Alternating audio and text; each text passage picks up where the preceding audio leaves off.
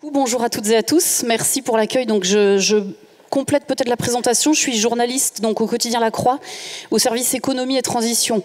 Voilà, donc on a décidé de créer ce service pour prendre en charge les questions de transition énergétique, environnementale et sociale dont on va parler aujourd'hui. Alors moi, je vous remercie tous les trois d'être là. Très rapidement, on parle là depuis ce matin de vivre ensemble au sein de l'entreprise et dans la société française en général. On va continuer à parler de ça avec tous les trois sous l'angle de l'innovation sociale. Voilà, on va voir quel visage prend cette innovation sociale dans vos différents domaines. Donc merci d'être là. Alors je vous présente par ordre alphabétique. Silouane Le Breton, vous avez cofondé la société Impact en 2015 et votre objectif c'est de faciliter l'accès à l'emploi durable. Vous allez nous en dire plus, hein, c'est bien l'objet de la table ronde. Théo Skubla, voilà, cofondateur et dirigeant de Each One. Alors c'est une entreprise qui forme et qui accompagne les personnes réfugiées et les personnes éloignées du marché du travail vers là aussi un emploi durable. Et puis enfin Charles-Édouard Vincent, fondateur et PDG de Lulu dans ma rue. Alors les Parisiens connaissent sans doute ce service et Lyonnais. De conciergerie, entre guillemets, c'est pareil. Vous nous en direz plus, mais c'est une plateforme d'insertion par le travail indépendant. Voilà, vous en direz plus les uns et les autres. Ce que je vous propose déjà, c'est pour qu'on vous connaisse mieux et qu'on comprenne de quoi on parle, que chacun nous présente un peu son modèle, son entreprise et son objectif. Voilà, et comment vous en êtes venu là, comment vous avez innové socialement en faveur du vivre ensemble. Alors, on peut, allez-y, chacun un micro. J'y vais. C'est parti. Donc moi je suis Silouane, du coup le président d'Impact. Moi je vais vous expliquer ce qu'on fait de la manière dont on le raconte aux personnes qu'on recrute. Alors en fait, quand on a une parabole dans notre entreprise qu'on appelle la parabole du flingue et du tireur. Alors en fait le flingue c'est le système, c'est la manière, c'est l'outil. Donc dans notre métier du recrutement, vous savez, il y a l'intérim, il y a le CDD, il y a le CDI et il y a notre modèle qui est le groupement d'employeurs. Donc ça, c'est notre flingue. En fait, le groupement, c'est une association qui embauche des gens en CDI, qui après les met à disposition dans les entreprises, et ça permet en fait de préserver l'emploi et de concilier d'un côté une flexibilité pour l'entreprise et de l'autre vraiment une stabilité pour les salariés, sachant qu'on ne travaille que sur des métiers non qualifiés. Maintenant, il y a ceux qui exécutent le travail chez nous, et ça, c'est le tireur.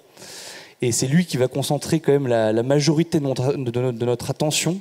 En fait, le tireur, on lui donne des outils, un process, et avec ça, on se dit qu'il va atteindre la meilleure qualité d'exécution possible. Mais c'est pas tout.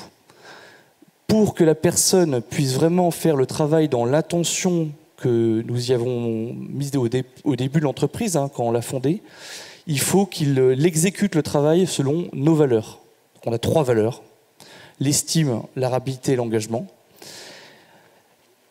Je ne vais pas trop les détailler, mais en fait, l'idée, c'est quand même de se dire, dans ces 3 valeurs, ils doivent exécuter leur travail en fonction de ces 3 valeurs. En fait, la mission qu'ils font tous les jours, ils doivent la faire en référence à ces valeurs. Et pour le faire, il faut rendre les valeurs exécutables. Je prends un exemple très précis. Nos salariés sont placés chez des clients, donc on les recrute dans notre association, mais ils ne travaillent pas chez nous. Ils sont en CDI chez nous, mais ils travaillent ailleurs. On est sur des métiers non qualifiés. Donc il y a du CDI, il y a beaucoup de liens, il faut vraiment voir les personnes. Vivre l'engagement de manière exécutable, ça va se donner passer voir ses salariés tous les 15 jours.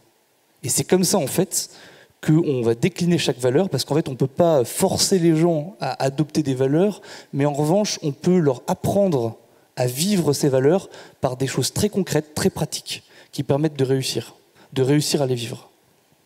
Merci beaucoup. Alors on va continuer à vous écouter pour ensuite instaurer un dialogue entre vous. Charles-Édouard Vincent, Lulu dans ma rue.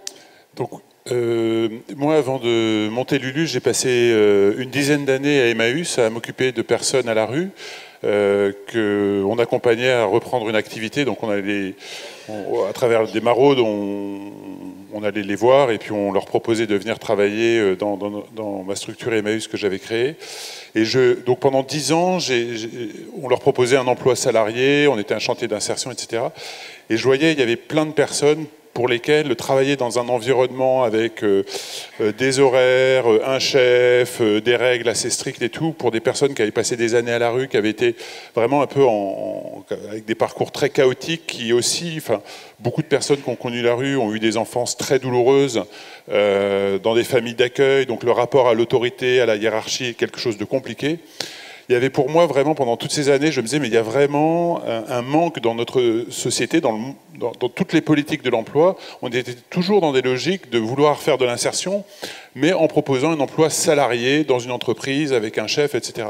Et je voyais toutes ces personnes qui, à Emmaüs, alors nous, Emmaüs, on était un peu particulier parce qu'en fait, on arrivait par notre projet, etc., à les mettre en activité, mais vraiment, je voyais le besoin d'inventer de nouvelles formes d'emploi, de nouvelles formes d'avoir une relation au travail, et l'importance, la volonté et l'importance pour ces personnes d'être actives, de pouvoir travailler, parce que être actif, travailler, ça veut dire avoir de la valeur, ça veut dire gagner de l'argent, ça veut dire avoir du lien, quand on travaille avec des gens, etc. Et donc, j'avais toujours cette idée de me dire, il manque un peu tous ces petits boulots qui faisaient que, justement, les gens qui étaient un peu en marge, autrefois dans notre société, pouvaient quand même gagner un peu d'argent, avaient leur place, on pouvait leur demander un petit coup de main. Tous ces petits boulots, ils ont disparu, à force d'automatisation du travail, à force de code du travail, etc. Et je me disais, mais c'est vraiment un chaînon manquant dans les politiques d'insertion. Et finalement, il y a une dizaine d'années, avec l'arrivée des plateformes, je me suis dit, tiens, là, on a un outil, le smartphone. Est-ce qu'on pourrait pas, on a un outil qui est intéressant, un outil digital qui est intéressant, parce que peut-être qu'il pourrait nous aider à réinventer ces petits boulots, mais à l'heure du digital. Et l'idée de Lulu dans ma rue, ça a été d'inventer en fait un modèle, alors qu'on a packagé sous un concept de conciergerie de quartier, c'est-à-dire on va vous rendre un petit service à domicile. Vous avez une appli, vous faites une demande pour aller pour tous les petits coups de main, on ne sait jamais à qui demander. Hein. Un petit peu de bricolage, bouger 3 cartons, m'aider pour un déménagement, je sais pas, faire un peu de nettoyage, les vitres, etc. En fait, par l'appli, on va trouver dans le quartier des Lulu qui vont pouvoir vous rendre ce service. Et en fait, alors ça c'est la partie visible de l'iceberg, ce concept de conciergerie, mais derrière le projet, et aujourd'hui il touche à peu près, on est beaucoup sur Paris, on a démarré à Lyon il y a 2 ans, cet été on a démarré à Lille, on a à peu près 1000 Lulu qui travaillent aujourd'hui, on réalise à peu près 100 000 prestations par an, pour un volume d'affaires de 6 à 7 millions d'euros.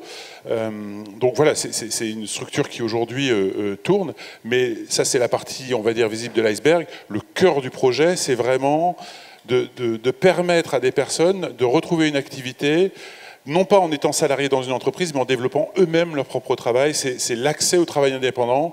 Et en fait, on a travaillé avec l'État pour créer un nouveau dispositif. On a fait une nouvelle loi. On est la première entreprise d'insertion par le travail indépendant. Et aujourd'hui, il y en a une 60aine. Mais voilà. Après, je pourrais vous en parler plus, mais on va en parler plus. Mais voilà, après avoir écouté Théo sur votre modèle à Each One. Mais bonjour à tous. Déjà, d'où ça vient Each One? J'aimerais peut-être revenir en 2015. En 2015, je fais plusieurs rencontres dans le cadre de ma vie personnelle de personnes réfugiées qui viennent d'arriver par les accords Merkel dans le cadre de la crise syrienne. Et au fil de ces rencontres, je fais un constat, malheureusement, qu'on peut toujours valider aujourd'hui, je pense. C'est celui que notre société française elle est coupée en 2 grands groupes de personnes, dès qu'on parle de personnes réfugiées, de nouveaux arrivants, de migrants. Le premier groupe, c'est celui qui rassemble toutes les personnes qui veulent les aider, les pauvres. Et le deuxième, celui qui rassemble toutes les personnes qui ont des a priori plutôt bien ancrés et qui en veulent moins de ces pauvres gens. Mais dans les 2 cas, des pauvres gens. Et je suis à ce moment-là assez étonné, et toujours aujourd'hui, de voir qu'il n'existait pas réellement de 3e voie qui rassemble toutes les personnes comme nous, qui sommes convaincus que quelle que soit leur qualification, quelle que soit leur origine, quel que soit leur âge, les personnes réfugiées, les nouveaux arrivants, représentent un potentiel duquel la société n'a pas pris la mesure. Révéler ce potentiel, c'est la mission qu'on s'est donnée en tant qu'entreprise, chez Each One. Notre travail, il est assez simple, hein, c'est de permettre d'un côté aux personnes réfugiées, aux nouveaux arrivants, de retrouver un emploi à la hauteur de leurs compétences et de manière durable, et de l'autre côté, de permettre aux grandes entreprises, principalement, quelques ETI aussi, qui travaillent avec nous, de recruter ces personnes qui les rendent plus forts en tout point. Toujours en faisant ce constat qu'on est aujourd'hui dans un comble, à savoir qu'il y a 3 millions de besoins, de projets de recrutement, qu'il y a plus de la moitié des projets qui sont jugés difficiles ou en tension, et pour autant qu'on a 2 millions de personnes qui ont le droit de travailler et qui ne sont pas regardées, qui sont sur le carreau. Et c'est pour ça, effectivement, qu'on s'est donné cette mission, et aujourd'hui qu'on se positionne comme un tiers de confiance entre les entreprises et les personnes, avec un rôle à la fois de recrutement et de formation, c'est-à-dire qu'on identifie des talents qu'on va former sur 5 métiers différents: l'aide à la personne, l'hôtellerie, la restauration, la vente, la data, la logistique. On forme les personnes avant qu'elles soient recrutées, on les accompagne en français, en soft skills, mais aussi sur le métier qu'elles vont occuper par la suite, en présentiel, par classe, et nos clients recrutent ces personnes à la fin de la formation avec des super taux de sortie positive, puisque c'est 80% des personnes qui, dès la sortie de la formation, sont employées en CDI, là où il leur fallait avant jusqu'à 10 ans pour retrouver un emploi durable. Et aujourd'hui, c'est près de 1000 personnes qui sont formées par an. C'est plus de 400 heures de formation par personne avant qu'elles soient recrutées par nos partenaires entreprises, qui sont une soixantaine de grands groupes à ce stade. Et on opère beaucoup à Paris, mais aussi à Lille, à Lyon et à Marseille. Merci beaucoup pour cette présentation. Alors je voudrais qu'on rentre un peu dans le dialogue, et entre vous notamment, que vous puissiez réagir les uns les autres sur ce qui vous a marqué dans la présentation qui a pu être faite. Peut-être moi je commence par prendre mon tour. Peut-être pour préciser que ça marche, c'est-à-dire que là, on a eu des chiffres, 1000 Lulu, 1000 personnes formées, et puis Silouane Le Breton, vous avez plus de 2000 salariés. Voilà, donc on est dans des modèles économiques qui, en plus, tiennent complètement la route. Maintenant, je vous laisse la parole. Complètement, pas toujours. Hein. Alors, je vous laisse passer vos messages aussi. Non, enfin, moi, je le dis, on est entrepreneurs, on se bat. Oui, aujourd'hui, nous, Lulu, on voit aujourd'hui la rentabilité qui va arriver, mais ça fait quand même 8 ans qu'on est déficitaire. Hein. Donc, comme beaucoup de startups. Je dis juste, on a un modèle économique et tout, mais c'est dur. Voilà. Juste pour... C'est vrai que c'est quelque chose aujourd'hui qui nous réunit, c'est, je pense, la persévérance dans un cadre dans lequel, malgré nos preuves, chacun ici présent, que ça fonctionne, malgré la capacité d'apporter une réponse qui n'est pas juste sociale dans le cadre de nos missions, une réponse qui est aussi ambitieuse sur le plan économique que sur le plan social. Si on y arrive aujourd'hui, si on arrive à faire notre mission, c'est parce qu'il y a des entreprises, quand elles travaillent avec nous, ou qu'il y a des usagers quand ils travaillent avec nous, ils y trouvent de la valeur. Ils se trouvent de la valeur, ils se trouvent un intérêt économique. Et c'est parce qu'on parle à l'intérêt économique qu'on arrive à engager les personnes plus large et plus largement que leur intérêt strictement social à ce titre-là. Donc on est des traducteurs, nous trois, dans nos métiers respectifs. Maintenant, effectivement, la traduction, c'est souvent des coûts, des efforts supplémentaires dans nos structures. Et je peux vous garantir qu'on a tous le vent de face. Oui. Moi, je rajouterais une chose quand même, c'est que en France, vous savez, on va dire l'ascenseur vers l'emploi durable, il est assez difficile à faire parce qu'en fait, il y a plein de strates, on va dire. Il y a les publics qui sont très prioritaires, qui passent notamment par les chantiers d'insertion dont tu parlais tout à l'heure. Après, on a ce qu'on appelle les entreprises d'intérim d'insertion ou les GEC, les groupements d'employeurs à insertion qualification. En gros, ça va être de l'alternance où on fait encore du public prioritaire, mais qu'on va commencer à former. Mais il est déjà, on va dire, il est déjà apte à rejoindre un peu l'entreprise privée, mais pas complètement. Et enfin, il y a le CDI classique qui permet de vivre, enfin de vivre de son travail. Enfin, quoique ça peut être parfois difficile. Et là, en fait, ce qui est compliqué, c'est que c'est souvent des acteurs différents qui opèrent à tous les étages. Et donc, je suis très intéressé de pouvoir discuter après avec Théo, parce que je me dis, en fait, là, on a le fait de connecter directement en fait, les personnes qui arrivent avec l'entreprise, on évite beaucoup d'étapes, en fait, et ça permet du coup qu'il y ait un taux de réussite qui soit beaucoup plus important que d'avoir des chantiers d'insertion, et malheureusement, il y en a beaucoup, qui est un peu leur bon pauvre. Ils s'occupent d'eux, ils sont très heureux de s'occuper d'eux, et en fait, finalement, ils réussissent pas à sortir et à atteindre vraiment un emploi, un vrai emploi, et parce que finalement, le CDI, beaucoup de personnes qui arrivent en France ou qui sont dans la précarité, c'est quand même une première stabilité. On n'est pas tellement sur des publics qui rêvent de télétravailler ou de travailler où ils veulent. On est vraiment sur des personnes qui ont besoin d'être accompagnées et il faut leur donner cette stabilité. Alors moi, je suis très admiratif de ce que fait Théo. Et très envieux parce qu'en fait dans son modèle, contrairement à ce qu'on a construit nous chez Lulu aujourd'hui, je vous ai parlé de toute la partie économique, on rend des services à domicile, ça représente à peu près 1/3 de nos revenus, les 2/3 c'est la loi qu'on a créée avec l'État qui crée un dispositif de financement d'insertion par le travail indépendant, c'est-à-dire que l'État me finance pour faire tout le travail d'accompagnement, d'aide, de soutien de toutes les personnes qui sont en grande difficulté, pour les aider à sortir la tête de l'eau. Très concrètement, c'est les aider à travailler sur leurs problématiques administratives, sur les problématiques de dette, des personnes donc de surendettement, des problématiques de logement, des problématiques de santé. Donc on fait tout ce travail pour aider les personnes, voilà, à être en capacité à pouvoir travailler dans de bonnes conditions. Et évidemment, on les forme, on les aide sur toute la dimension professionnelle. Mais on est aujourd'hui une structure qui est fortement subventionnée, fortement dépendante de l'État. À un moment où il y a des restrictions de budget et tout, ça nous met sous très forte tension. Alors c'est un bras de fer qu'on mène. Je suis dans des négos actuellement parce qu'on a besoin de croître.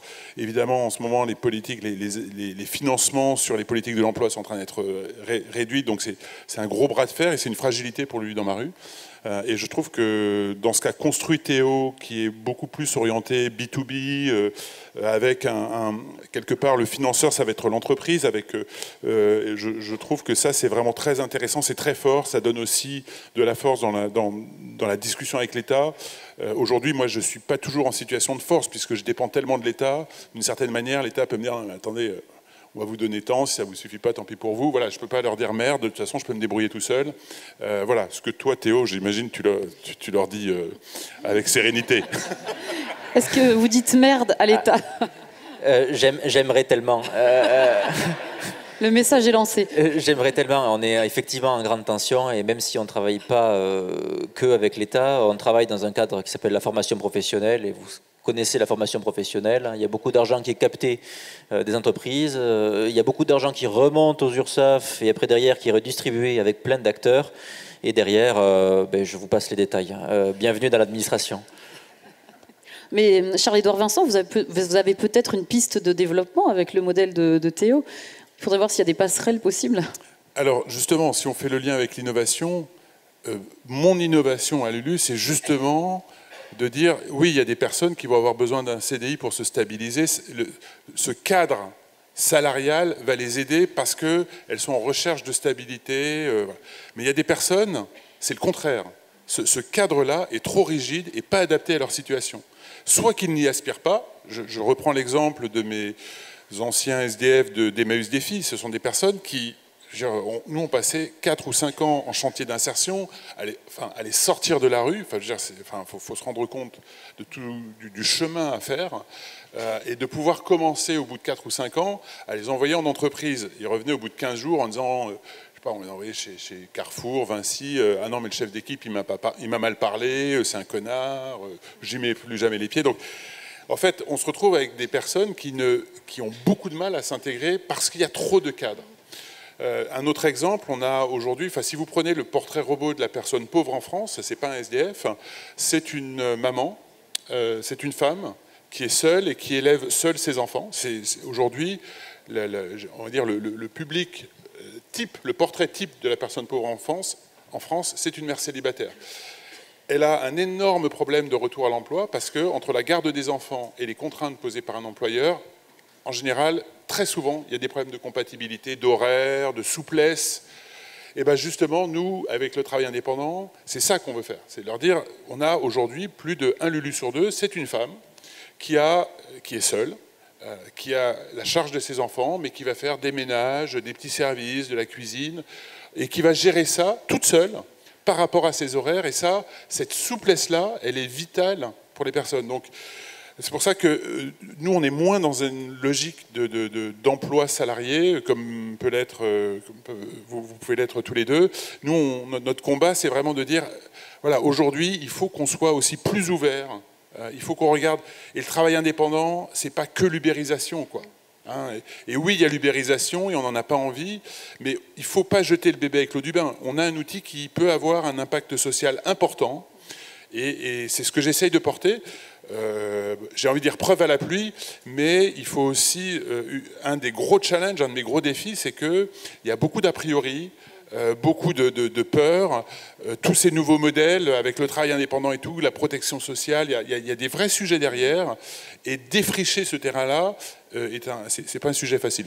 Alors on reviendra tout à l'heure sur vos défis justement, mais merci parce que vous avez fait la transition pour justement voir les uns et les autres. Alors vous avez commencé à répondre, Charles-Édouard Vincent, en quoi vous innovez, voilà, on l'aperçoit, mais comment vous formalisez votre originalité et en quoi ça nourrit le vivre ensemble. Silouane ou Théo? Alors, d'abord, l'innovation, nous, c'est plus une adaptation. Même c'est une adaptation qui a été faite par une autre entreprise lyonnaise qui s'appelait D2L Group. En fait, le modèle du groupement d'employeurs, c'est plus au départ pour des agriculteurs. Se dire, voilà, on a une association qui embauche 2 ou 3 personnes et qui va les envoyer travailler de manière avec un planning défini dans des exploitations agricoles. Et nous, ce modèle-là, on l'a vraiment mis en place en suivant, en copiant, en magnifiant, on va dire ça comme ça, ce qu'on a vu dans d'autres entreprises. C'est de dire, on va monter ça dans la logistique et l'industrie, et on va industrialiser un petit peu ce modèle-là en le déployant un peu partout en France. C'est un modèle qui n'est pas du tout subventionné, hein. C'est une association, mais ça ne change rien. On est un employeur comme les autres, et du coup, on embauche beaucoup de gens en CDI. L'innovation, elle vient dans le fait que dans certains métiers, dans les grandes entreprises, on va dire les métiers peu qualifiés, on ne rentre qu'en passant par des contrats d'intérim. C'est-à-dire que vous êtes en CDI comme préparateur de commandes ou comme opérateur de production dans une entreprise. Vous souhaitez changer d'emploi. Vous êtes obligé de démissionner, de passer par de l'intérim pour un jour, hypothétiquement, espérer un nouveau CDI. Et en fait, ça, c'est pas possible. Nous, quand on change d'emploi, si on souhaite, nous qui sommes peut-être un peu plus diplômés, si on change d'emploi, on souhaite choisir le type d'emploi qui nous conviendra. Et ces personnes-là, en fait, n'ont pas cette chance. Et donc, nous, l'idée de dire on va les embaucher en CDI, en fait, en postant que des offres en CDI, uniquement, on attire des personnes peu qualifiées qui veulent un CDI tout de suite. Et nous, on prend le risque que ça échoue, que ça ne marche pas, et ça fonctionne. Donc ça, c'est notre innovation. En quoi, alors le lien avec le vivre ensemble, il est... je pense plus que c'est dans la manière dont on s'occupe de ces personnes. Encore une fois, nous, on parle beaucoup chez Impact de restaurer l'honneur du métier. Et l'honneur du métier, qu'est-ce que c'est ? C'est le fait de croire et de savoir en fait que exercer son métier et de bien faire son travail, c'est bien. C'est bien, ça c'est vivre de l'honneur du métier. Si j'ai conscience de ça, je vis de l'honneur du métier. C'est vrai qu'en France, je ne connais pas les autres pays, donc j'ai peu voyagé, mais en France, on a vite, en fonction du métier, une vision de se dire, tiens, ce métier est très manuel, très simple, et en fait, c'est un métier qu'on va ignorer, qu'on ne va même pas regarder. Et s'il est très intellectuel, par contre, c'est un très beau métier. Et en fait, nous, tous nos chargés d'affaires, en fait, nos recruteurs qui recrutent des personnes et qui signent des CDI avec ces personnes, en fait, ils sont vus comme des patrons. Donc, s'ils sont vus comme des patrons, ils doivent agir comme des patrons. Donc, nous, on les forme et on insiste pour qu'ils les félicitent leurs salariés, qu'ils reconnaissent leur travail, qu'ils soient vraiment, qu'ils aient à cœur, en fait, de les remercier pour le bon travail qu'ils font. Déjà parce que si on est là, c'est que ces personnes-là travaillent pour nous, donc on a de la chance, ils nous font confiance. Donc en fait, on doit les remercier pour la confiance qu'ils nous font. Et donc on leur apprend en fait à remercier les gens et à passer du temps avec eux, à aller les voir. Et c'est pas naturel, mais en fait c'est très important.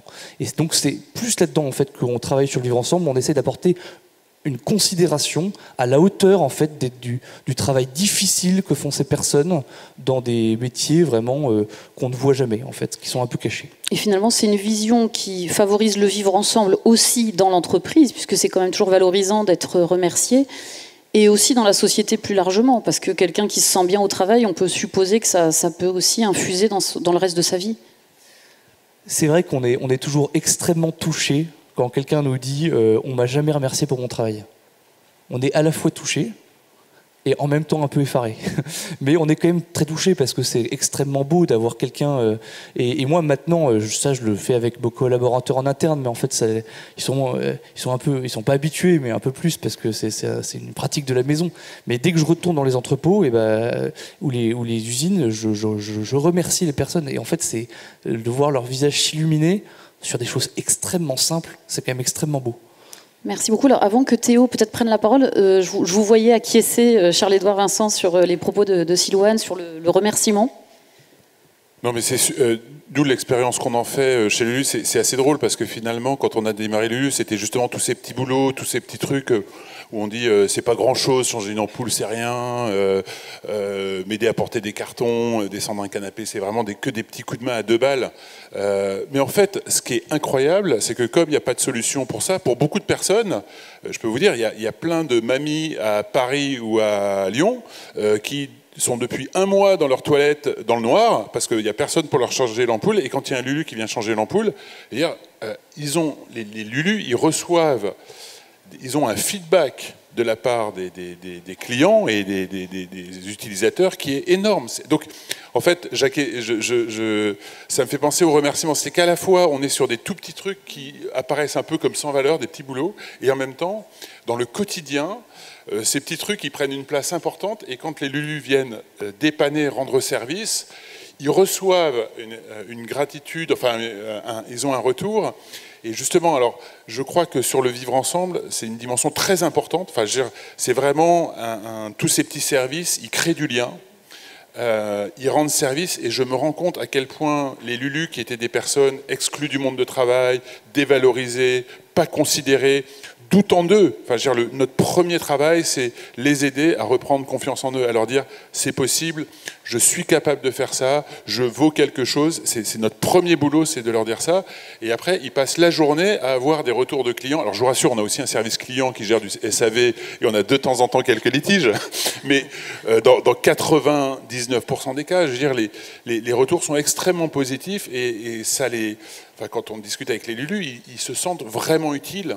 Ils se sentent utiles dans la société, et ça change tout. Oui, c'est ça. Donc, encore une fois, on est sur une dimension à la fois individuelle et collective, en fait. C'est un peu le double effet qui se coule. Et je dis, et financière. Ils sont aussi payés pour ça.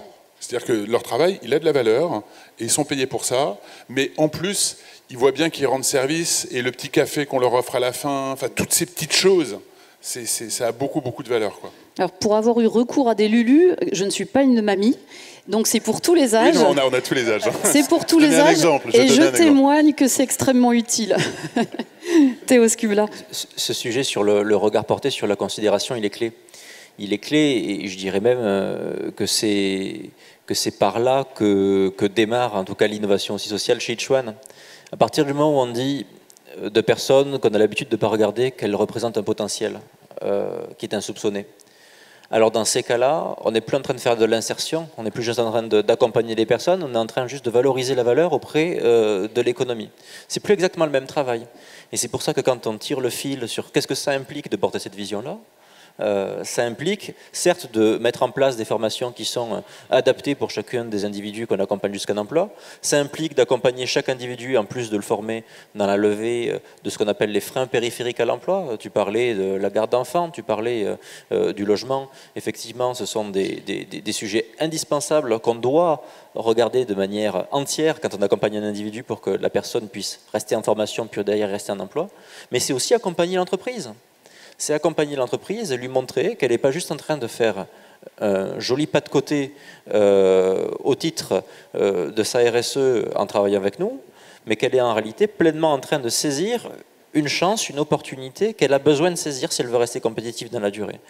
Moi, je me souviens d'une entreprise de grande distribution dans la région bordelaise qui nous a expliqué que si elle n'avait pas recruté les personnes qu'on lui avait permis de recruter, le magasin, en l'occurrence, de la ville de Cestas, aurait fermé, tout simplement. Donc on est dans l'utilité économique pleinement, et la capacité d'accompagner les entreprises en leur montrant qu'elles sont en train de faire un investissement avec un grand I, et de les accompagner du coup dans cet investissement, pas juste dans un projet social, c'est encore une fois nécessaire, et ça fait partie de cette innovation. Et prendre le sujet de manière économique, c'est aujourd'hui tout aussi important pour pouvoir justement le prendre ambitieusement sur le plan social. Et l'un va avec l'autre. Et notre solution en tant qu'entreprise de formation, de recrutement, d'accompagnement de ces entreprises, elle prend ces deux pans-là. Et c'est ça, effectivement, qui fait l'innovation. Et je dirais que le lien avec le vivre ensemble, il est tout tracé. Parce qu'à partir de là, quand on travaille avec une entreprise, ou des entreprises, au titre de l'intérêt économique qu'elles ont aussi de travailler avec nous, le terrain de jeu, il est beaucoup plus grand. Si on prend juste la somme des convaincus qui veulent aider les réfugiés, je vous garantis, on ne va pas très loin. Donc, à partir du moment où on travaille sur les entreprises qui ont des besoins de recrutement et qu'elles ont toutes compris quels étaient l'intérêt qu'elles allaient pouvoir trouver en travaillant avec nous, là, le terrain, il est gigantesque. Et à partir du moment où on est sur une toile qui est gigantesque, eh bien, on fait du travailler ensemble, et en faisant du travailler ensemble, on fait du vivre ensemble.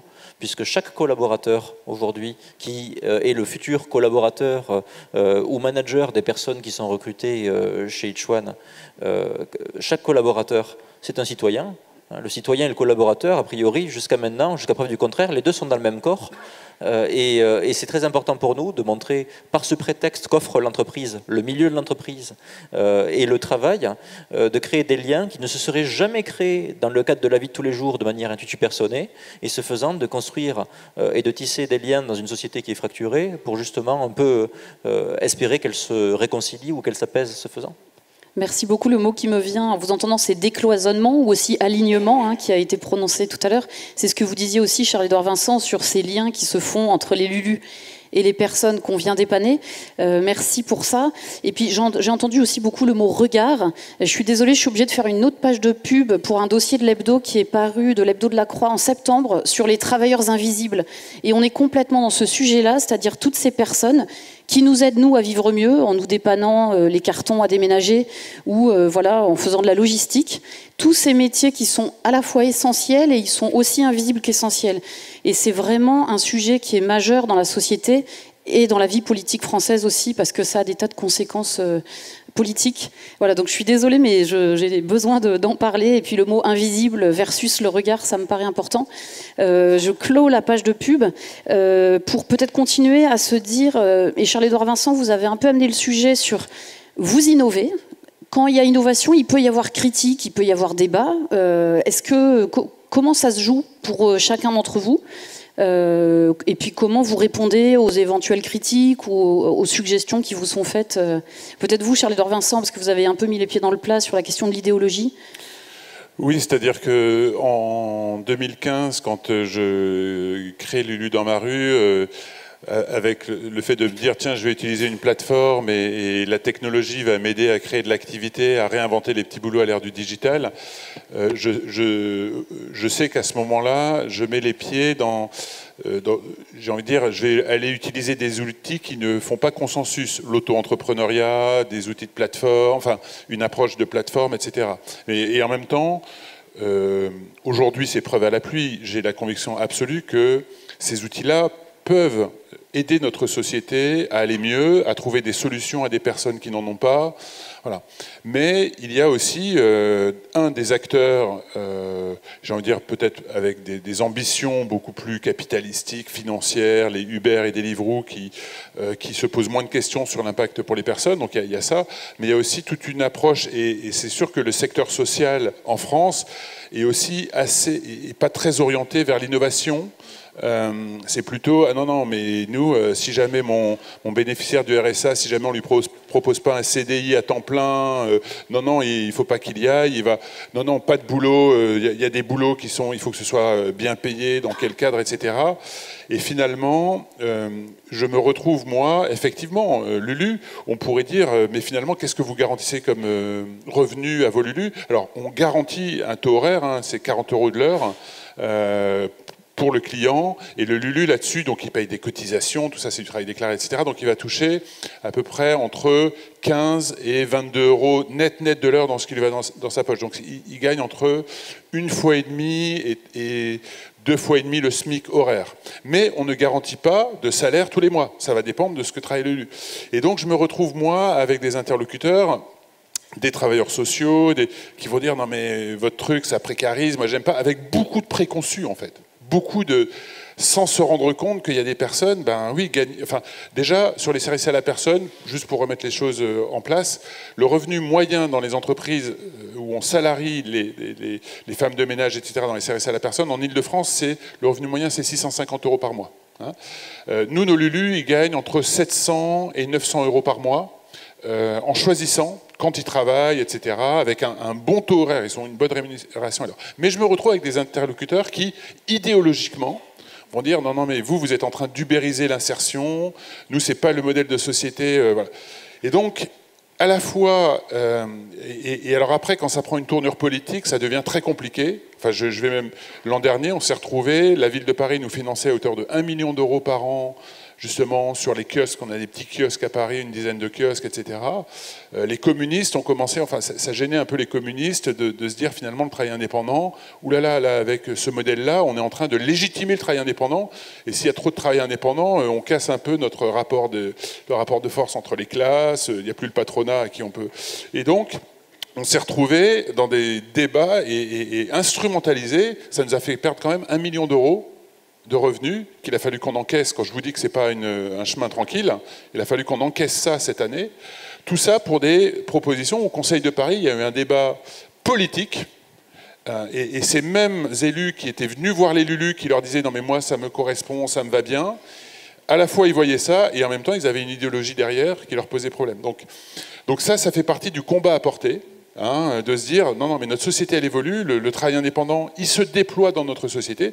Il ne faut pas minimiser les sujets de repenser notre protection sociale. Il y a un vrai sujet là-dessus. On ne peut pas avoir des salariés qui sont super protégés, des travailleurs indépendants qui ne le sont pas du tout pour des jobs similaires. Donc il faut travailler, mais il ne faut pas tuer le travail indépendant. Enfin, attention au schéma qu'on a. Et donc, finalement, avec notre petit projet, on se retrouve aussi à être embarqué dans ces combats, dans ces discussions qui se portent, alors puisqu'on a fait une loi à l'Assemblée nationale, etc. Donc c'est aussi, il y a un vrai combat d'idées, hein, et malheureusement, des fois, la preuve par l'action ne suffit pas. Hein, et c'est pas juste avec nos Lulu qui viennent témoigner, qui montrent que ça marche et que ça leur correspond, qu'on va réussir à faire bouger les lignes. Mais bon, donc voilà les difficultés qu'on peut avoir aussi. Merci beaucoup. Alors Théo Skubla, peut-être les joies et les peines de l'innovation sociale. Effectivement, c'est un vrai marathon de devoir, en plus de développer une entreprise, passer notre temps à évangéliser avant même de pouvoir commencer à rentrer dans le concret et dans le service qu'on peut délivrer. Ce que je vois, c'est qu'il y a quand même une grosse évolution ces dernières années. Aujourd'hui, quand je vais voir un dirigeant, que je lui parle de ce que nous faisons, et que, effectivement, on poursuit l'échange, très rapidement, les dirigeants aujourd'hui ont développé une conscience forte que l'inclusion et les politiques d'inclusion sur le plan RH peuvent servir les besoins de leur entreprise et que ce n'est plus qu'une question sociale. Maintenant, le sujet, c'est le passage de cette prise de conscience à très haut niveau dans l'entreprise à une généralisation au sein de l'entreprise et s'assurer effectivement de pouvoir donner la marge de manœuvre aux DRH ou aux équipes RH pour qu'elles puissent prendre les risques suffisants de pouvoir sortir des process pour pouvoir en tester de nouveaux et s'assurer à s'ouvrir à de nouveaux talents. C'est une vraie nécessité, je dirais, aujourd'hui d'exemplarité, pas seulement par les mots, mais par les chiffres, et les chiffres ambitieux.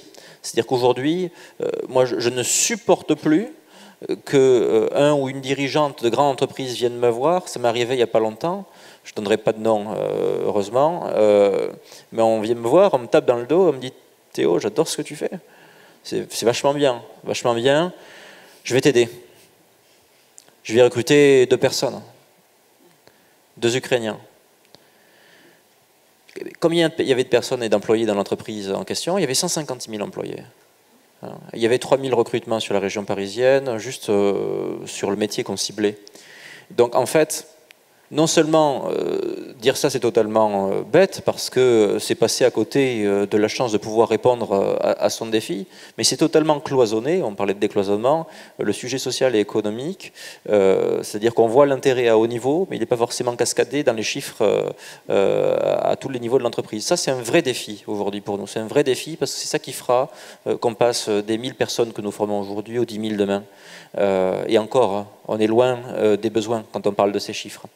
Et puis après, il y a un vrai travail aujourd'hui de sensibilisation, d'autant plus dans des périodes dans lesquelles les discussions budgétaires sont serrées. Nous, quand on accompagne une personne qui est réfugiée, qui est là depuis 3 ans en France, qui touche le RSA, qui a une aide au logement souvent, et qui doit attendre jusqu'à 10 ans pour trouver un emploi stable, le travail qu'on fait d'accélération de son retour à un emploi, c'est un travail d'investissement aussi du point de vue de l'argent public au titre de formation professionnelle, parce qu'on fait économiser de l'argent à l'État. Et d'ailleurs, on l'a montré, on a fait une étude avec le BCG, avec le mouvement Impact France, dans lequel on a montré que chaque fois qu'on dépense 1 euro, il y a 3,06 € qui sont économisés par l'État, juste grâce aux économies en termes de RSA, en termes d'aide au logement et en termes de contribution à la TVA qui augmente avec l'augmentation du pouvoir d'achat des personnes qui trouvent un travail stable, etc. Donc, ce qui est certain, c'est qu'on fait un investissement quand on fait ce choix-là. Maintenant, faire ce choix-là et accompagner des personnes dont on doit gérer les freins périphériques, dont on doit renforcer la formation avant l'emploi, c'est un coût peut-être plus important que d'accompagner un demandeur d'emploi qui n'aurait pas ces freins périphériques. Ce qu'il faut regarder quand on étudie le sujet, ce n'est pas le coût, c'est quel est le résultat de l'investissement de la dépense publique quand on regarde ce sujet-là. Et le résultat, il est excellent. Et donc moi, ce que je me bats aujourd'hui au quotidien, ce pourquoi je me bats au quotidien, c'est qu'on parle effectivement, quand on parle d'efficience de la dépense publique, pas seulement de coûts de manière froide, mais qu'on apprécie chacun des coûts par rapport aux résultats qu'il représente, et ce faisant, qu'on puisse être dans des discussions qui tiennent compte de la spécificité des publics, de la spécificité des besoins, de la spécificité des investissements, pour justement continuer à avoir une approche qui est vertueuse, qui s'adresse à tout un chacun, et c'est pour ça qu'on s'appelle comme ça. Merci beaucoup. Silouane Le Breton, je vous laisse la parole, et puis je pense que vous aurez le mot de la fin, donc voilà, c'est... Alors, nous, pour commencer, c'est vrai que quand on parle de groupement d'employeurs, une alternative à l'intérim, c'est vrai qu'on est en général reçu les portes grandes ouvertes parce qu'on se dit tiens, c'est nouveau, ça va faire plaisir que je parle de ça à ma direction. Donc c'est plutôt assez facile d'avoir des rendez-vous. En revanche, ce qui est plus complexe, c'est qu'il y a souvent en fait, il y a un cheminement de pensée, je ne sais pas si c'est français ou pas, mais où on ne comprend pas comment ça fonctionne. Je vous explique, je vous donne un exemple très très concret. Nous, on embauche qu'en CDI. Donc c'est un CDI, c'est un contrat extrêmement stable en fait. C'est un CDI de droit commun, c'est un vrai CDI. On a dans certains grands groupes des personnes qui nous disent « Prouvez-moi que votre CDI ne peut pas être requalifié en CDI chez moi ».